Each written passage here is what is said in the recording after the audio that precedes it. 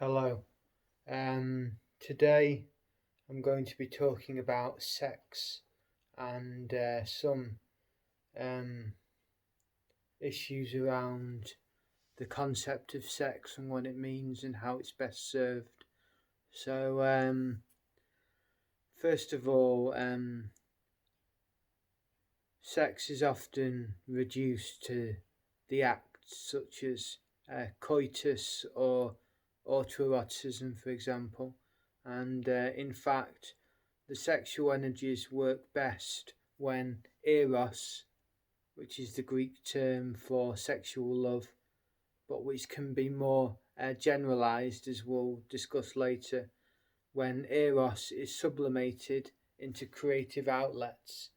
And this really shows the superiority of Jung over Freud, because Freud thought that the basis of all events in the psyche was sexuality, and Jung thought that it had a more spiritual basis.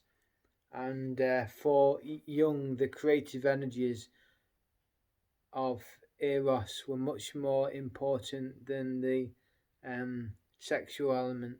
So I'm much more in favour of Jung than of Freud in this example. And yes, so there's a controversy around the idea of sublimation or repression of sexual energies, as though this is unhealthy for the psyche. But and the other controversy related to this is the necessity of sexual activity. So I'll deal with those both in turn. First of all, the idea of repression or sublimation. Well, in fact, even in Freud's theory, the mind is obviously layered from the id to the ego to the superego, and the id itself is the lowest form of the mind in Freud's theory, and that is really the seat of the sexual energies, and it's the ego and the superego which control and monitor that, and give us more of a civilized notion of society and sexuality and that sort of thing. So really the idea of repression is inherent in the fact of having a superego, and there's nothing really wrong with repression. And even in terms of sexual activity, some people say, well, if you've not got a partner, then autoerotism is an essential requirement, an essential act for a healthy mind, or something along those lines. And that actually goes against most world religions, because there's a warning against sexual activity outside marriage in most world religions, and marriage is really that sacrament in which the sexual impulses can be acted out for the purpose of procreation, essentially. But even so, and really, sexual activity outside that context is unhelpful, and can be spiritually damaging, and really there's no necessity in the psyche for a direct sexual outlet like autoeroticism. And although this is obviously a challenge for most people, because partly because of the dictates of our culture. We live in a very sexual culture, and that partly determines our frame of mind and frame of reference. But really,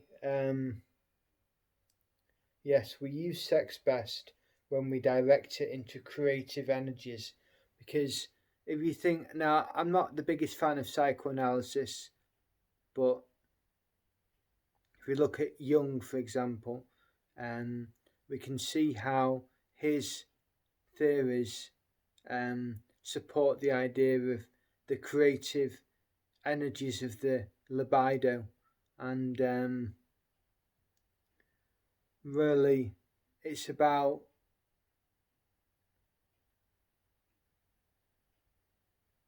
it's about controlling those energies and putting them into useful things. And really, well, there's many theories such as that sexual activity actually has a weakening effect on the mental powers, and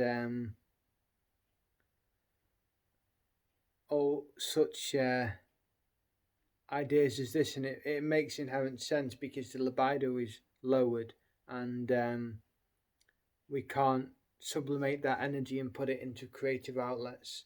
So really, the best use of sex is either within marriage or else to be sublimated into creative pathways. And I think that makes the most sense, really. And it agrees with world religions as well, which are a depository of wisdom, and we should listen to them, and especially when they're all in agreement about something. And it really makes the most sense that